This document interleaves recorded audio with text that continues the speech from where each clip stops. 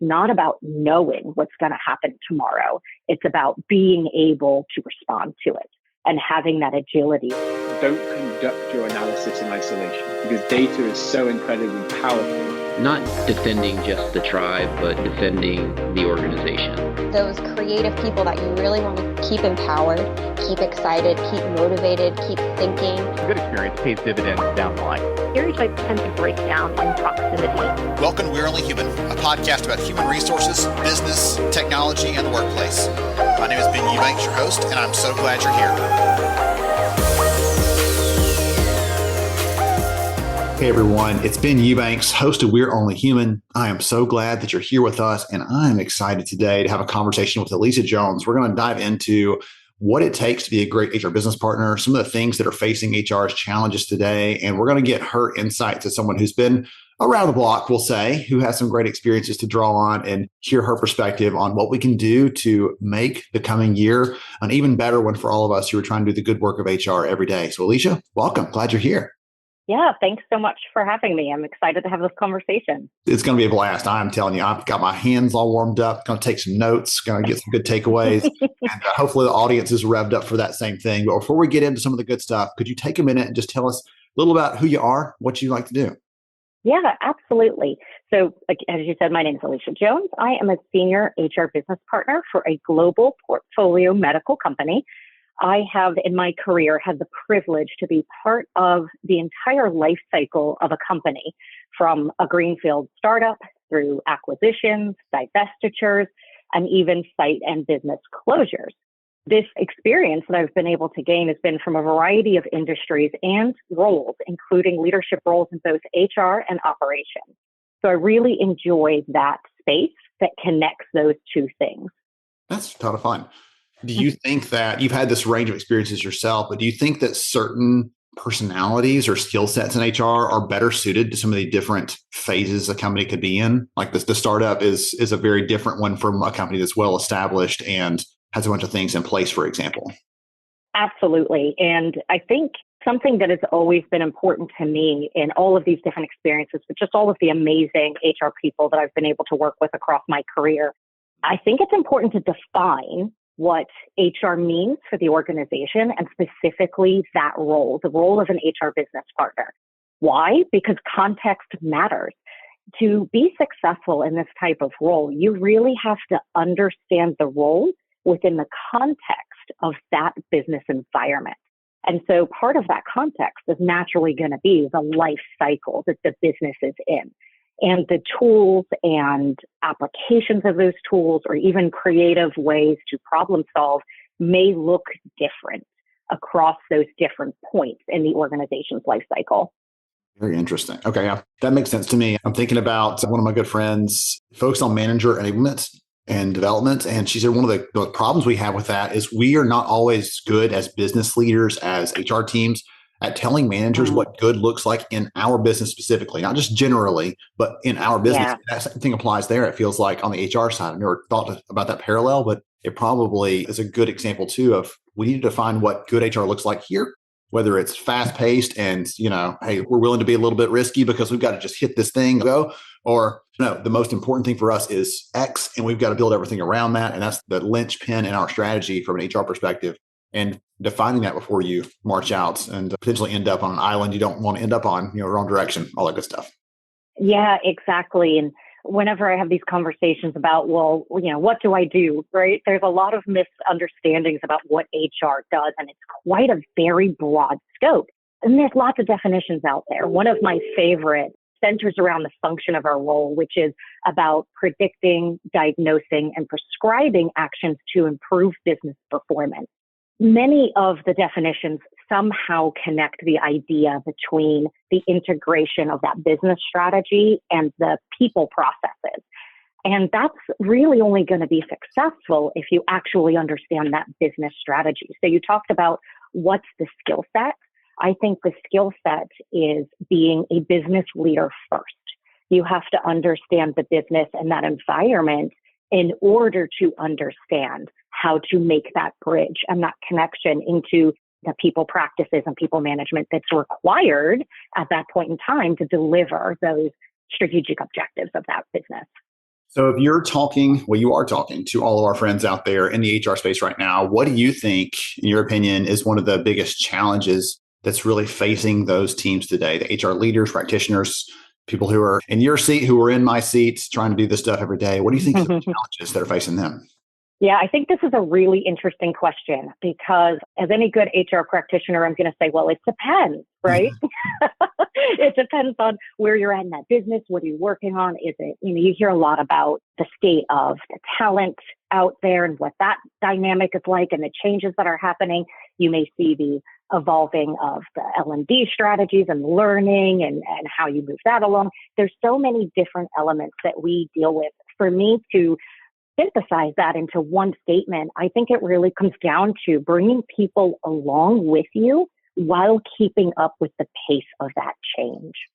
It's a lot of change. Change is constant. And I don't think that's really all that new or novel. Maybe the nuances are, but it's about how do we keep up with that pace while bringing our people and our organizations along with us for that journey and helping them really evolve and grow at that same rate required for that business. I'm thinking about this talk I've done lately on some of the data points on HR having a bright future. And one of the things that I talk about within that's so relevant to what you're saying there is that organizational agility, what you're talking about there, keeping up, comes down to two of our superpowers, knowing the people and leading change. If we're not doing those two things in tandem, in combination, all the time, always moving towards something, if you're standing still, you're falling behind, essentially. So I think that's a great call out there. Yeah. And I love the term agility. The way I've always phrased that and that connection of what you just outlined is really learning agility, right? I think we've moved through and beyond the static way of learning a subject and then we apply it. And the way we do that, it's got to kind of be much more integrative and organic in the processes of we don't necessarily know what's going to come tomorrow. There's a lot of predictions. We understand some of the impacts of tech and the workforce changes and business changes and all of those things. For us to really be able to keep up with that, it's not about knowing what's going to happen tomorrow. It's about being able to respond to it and having that agility. And I really connected those areas that you mentioned, such as change, into the learning agility. We have to be able to learn, adapt, and grow in a forward momentum towards that shift. Okay, I'm going to put you on the spot, Alicia. Are you ready? Please. What is something that you have learned in the last year that has helped you in your role as an HR leader? Oh, there's so many things. For me personally, I actually started my journey down studying for my MBA this year. Yes. And it has been an interesting new thing for me to get back into academic learning, where I feel like I've done so much of it in my career again, day to day with organizations and myself and development of people. But to go back into a traditional academic setting has been a real adjustment. But with the focus on the MBA, I'm not necessarily doing that necessarily for my role or for a specific purpose. It was really for my own personal edification and learning more about the business side, the finances. So going through economic classes, financial analytics, I can tell you now I'm probably not going to be a financial analyst. That is not career 2.0 for Alicia. But having a general understanding, just moving through operations and business, is great, but seeing a little bit more in depth of how some of these methodologies or why some of this stuff is more impactful to the business, I think really for me has been helpful in taking that next step of understanding of that business acumen and really connecting how our businesses need to be successful and some of the pieces that fit into that. Even if you don't pursue that, and we don't really want you to stay in HR, Alicia, we want to keep you here. You didn't go that direction. Building that skill, as you said, it helps me when I'm talking to my stakeholders on the finance side. I can understand them better. I can get where they're coming from. When they throw that acronym out, I speak their language now. I understand that, right? So some of those things really can help you and plug in there. So the only downside I can see to that, honestly, is I still have those dreams occasionally where you forgot to turn in the test paper. And I'm like, oh yeah, I'm not they have that dream and it's hopefully not real. So just a fair warning that could be in your future at some point. If it hasn't already happened, it could be in the future. So prepare yourself for that one. Steel yourself mentally in case that comes up. Yeah, I appreciate that. Well, I already am a fan of Excel and data, and I love all things, analytics and those discussions. I have started to see a little bit of that creep in with the side of the financial, statements and things creeping into my Excel dreams. It's an interesting experience. Well, the other piece of that beyond on the MBA, you mentioned you're on a journey there. I like that connotation is there's other pieces too. Marketing. How do we weave those concepts back into how we are presenting our ideas from an HR perspective and use best practices to make that happen? Like in marketing, they know, hey, listen, someone's got to see this thing 7 times or hear it 7 times before they even really hear it the first time. But in HR, we're like, oh, we told them. Didn't they listen? Like, you told them once. It didn't matter to them. Yeah. You didn't hook into their emotions or you didn't find that way to latch on to their attention in the right way. So no, they didn't get it. You have to send it again and say it again and communicate it again and put it up in the break room or whatever else. I love that it's like all these different pieces. You can find something to bring back into your journey as an HR leader and also enrich that in so many different kinds of ways, whether it's directly, like knowing the finance side to talk to them or bringing in those principles from marketing just to enable better understanding and connection on what you're doing as an HR leader. There's so many different ways to plug that back together. Yeah, absolutely. And I've seen that parallel. And what stands out to me is studying economics. It's a lot of human behavior, but they're pulling in that data to show the insights, right? They're really taking that synthesis of that behavior and showing insights, which I think is a direct parallel to what we're doing in HR, right? We're looking at how our workforce responds and behaves in the context of our business system, and then using data to tell that story. At least I think a lot of us are starting to move that way if we haven't already, to harness the power of the storytelling through that synthesis process with our data. Alicia, I actually thought about being an economist as a backup career if I didn't like HR for that same exact reason. Just because we are on the practical side of influencing behavior change, and all of the evidence and data and experimentation they're using as economists are understanding and covering that every day. We learn something new about how a habit is formed or what it takes to make someone take that step in that direction. And I was fascinated by that and am still today. So I'm with you on that one. There's some really good stuff there. And for anyone out there who's like, econ, we're not talking about macro supply and demand. We're talking about how do I get this one person to take this action today, right now? And those micro interactions are what really is super relevant to our work as HR leaders. So let's transition a bit. I want to ask you, you mentioned this earlier as a tee up, I think, to this really well. So you're talking about the importance of alignment and how to be connected to what the business needs. And you put some really critical things there.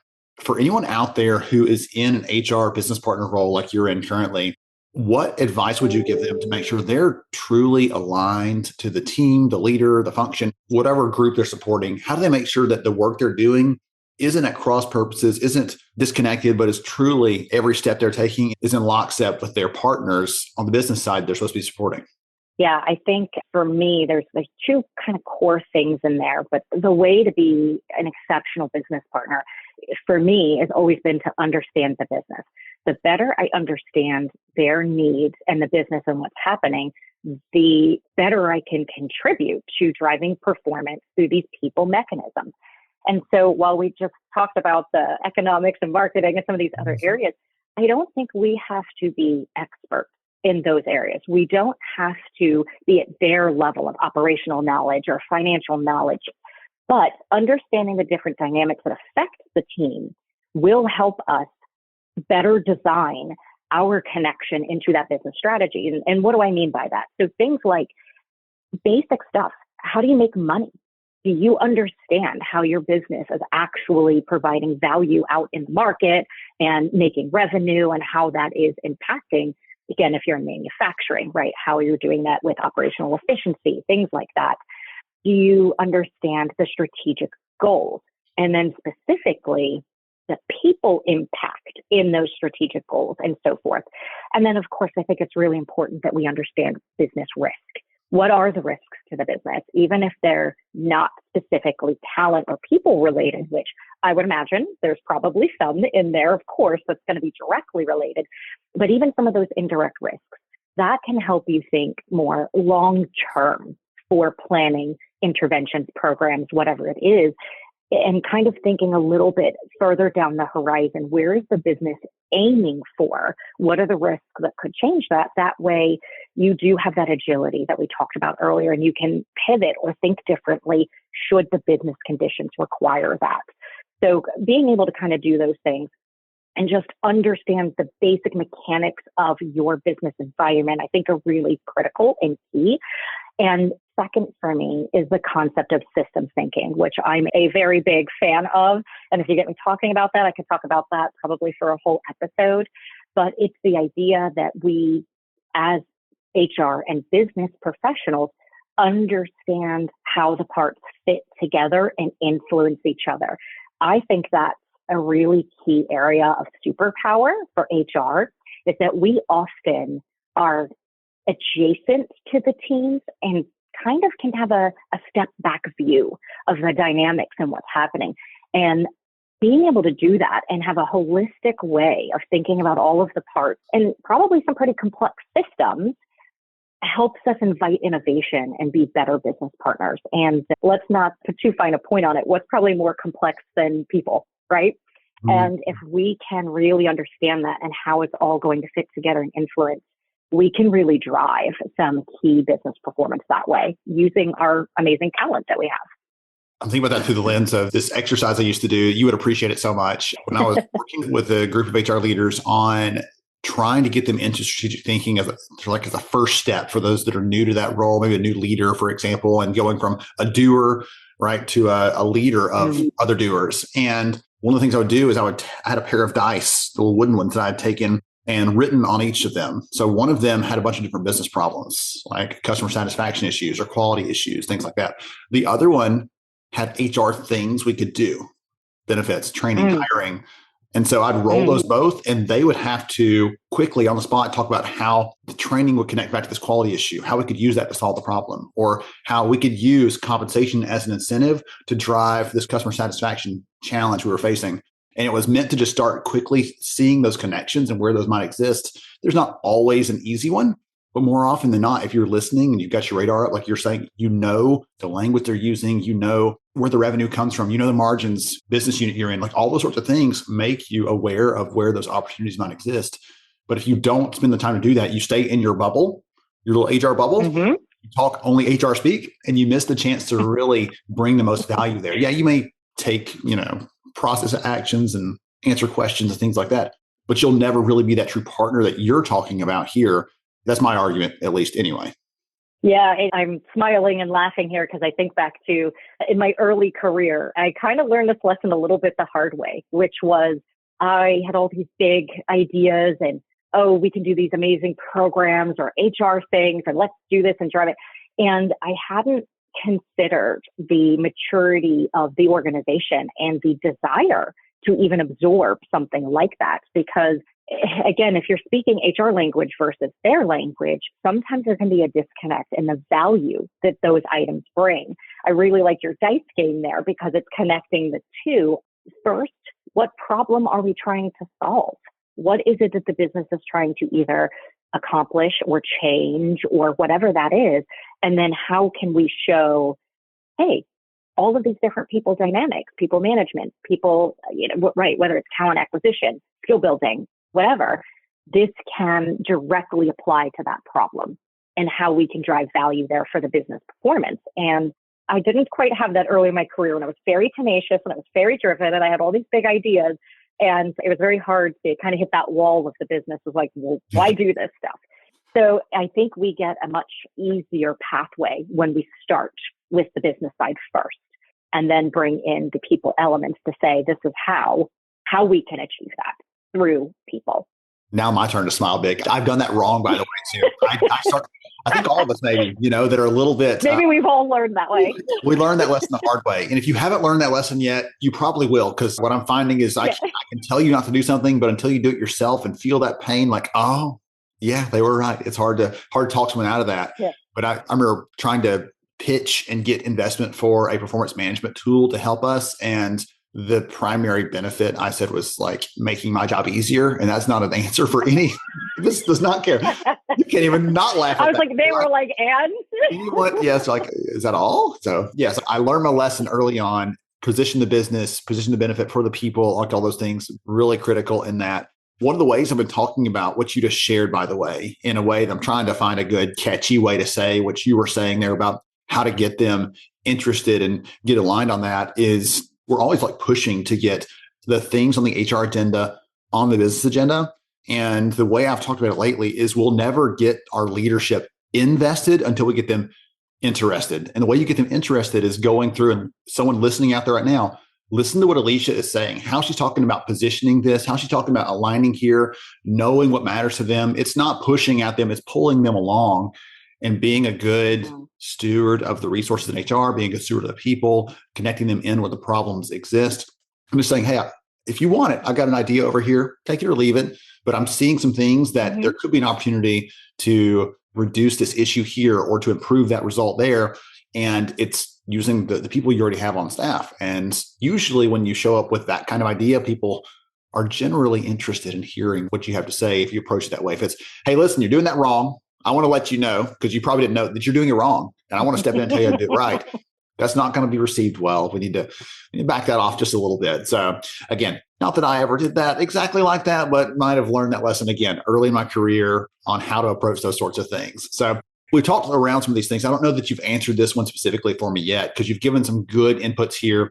Transparently, for everybody out there and for you, Alicia, like as I was planning for today's conversation, I wanted this to be the sort of how-to class, like master class for being a great business partner. And so far, you have delivered on that. So I'm going to give you one or two more questions before we finish to make sure that you cap that off, because I think this is so critical. And a lot of the education out in the world is very specific to certain roles, to certain functions or parts of HR, benefits or recruiting or training. And HR business partner touches a little bit of everything usually in their work. So if someone is out there either doing this work currently or is thinking about like, hey, I would love to be a business partner at some point in my career, what do you think are the one or two skills potentially, or there might be just like one that stands out that makes someone really great at being an HR business partner?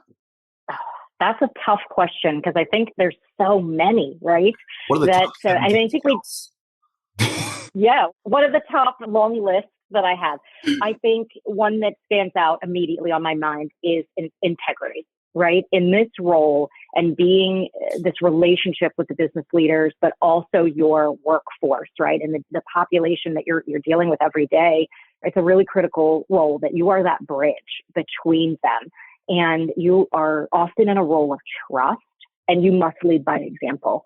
You have to have that really strong sense of integrity that really comes from how you show up in the workplace and how you drive your balance between the two, right? And doing the right thing for the individual and the person.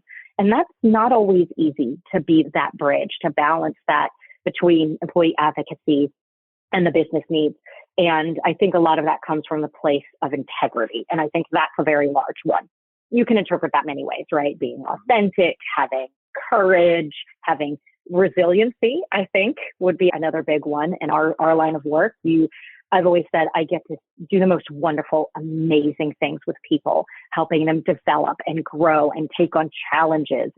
But you also, the downside of that too, you see people that struggle and have, really difficult decisions and things that they go through on both professional and personal levels. So yourself, you need resiliency to be able to manage yourself through that, as well as then in turn, help your people that you're working with. I think those are probably the top ones from a behavioral leadership skill, from technical skills. Again, I think we have such a wide range of focus areas, from organizational effectiveness to learning and development, the employee experience, talent, total rewards. There's so much in there.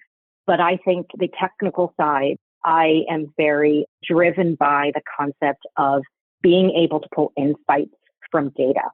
Data isn't enough anymore. It's really about synthesizing that and pulling the connections out in order to drive an action plan or drive business performance. So you have to have, again, those elements of that business acumen, as well as your knowledge in your HR background as well, and be able to bring those things together in a bigger picture. Number one. And there's more. I'm holding back, obviously. I'm like, I'd love to list like 5 more. Well, it's like number one, those are great. I'm so glad you went with a more of a human skill side of that, the integrity piece. Like that piece is really critical.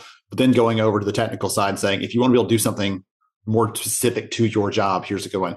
And number two, I feel like you have been looking over my shoulder for the last week because I'm writing a summary, a description for some research we're going to be working on early next year. And the focus is around how to be data-driven as an HR team. And the problem is so much of the research out there is, well, you should just measure these 10 things. And so many, you've probably been there like I have. Like, okay, I've done this. Now what? I'm like, well, no, you now what? What do you do with that? What do you mean? What do I do? So they talk about the what, but they don't talk about the how or the why. What do you do with this once you're done? How do you get someone invested and excited? How do you take this and change a behavior? Going back to the earlier conversation on behavior, like how do we use this stuff? As you're saying, pull the insights and then know what to do next. That's the really hard part. The easy part in many cases is gathering the data. The hard part is knowing what to do with it and then making that actually happen. So I'm glad you really called that one out. I'll be using this. Yeah. I'll be using your comment there forever, basically, to that one. It's a tremendous, wonderful. What was if you have another one sort of top of mind, was there one more like right behind those? Like this was competing for the top slot there, and I went with integrity and pulling data insight. Yeah. Is there another one right behind that? I wish I could have mentioned this one. Yeah, I think the runner-up there is definitely going to be influencing and persuasion, right? A lot of times we are not in roles of positional authority or positional power, right? So we have to influence, and you said it well earlier of, hey, business leader, here's your problem. I have some ideas, and you have to influence them to see it in a different light, because often their lens is going to be their functional lens, right? Operational, finance, whatever. And you have to help them see that connection and influence how that's going to positively impact their initiative. Sometimes you're influencing leaders to behave differently, right? Then maybe they're not doing things in their best interest or the most productive ways. So I think influence and persuasion would be another big one for me. Yeah, I want to keep going down the list with you. That's incredible. But right there, again, this met my goal of anyone out there who is an HR business partner already that needed some things directly from someone who's doing it and doing it well. They've gotten that from this episode. If anyone out there is trying to get the other direction, they think they want to do that, you're early in their career, maybe that's an opportunity there. Or maybe you're made it to an HR manager job. I'm like, managing, I don't want to be a leader of people. I want to be a doer again. Great insights on how to step back into that role and do it well, maybe at another company. So I've really enjoyed this. If someone wants to connect with you or follow you, are you okay if they reach out to you on LinkedIn? Yeah, absolutely. I'm one of the old school LinkedIn open networkers. So I always welcome connections and love talking to anybody who listens to me about systems thinking or any of these concepts. I would love to connect.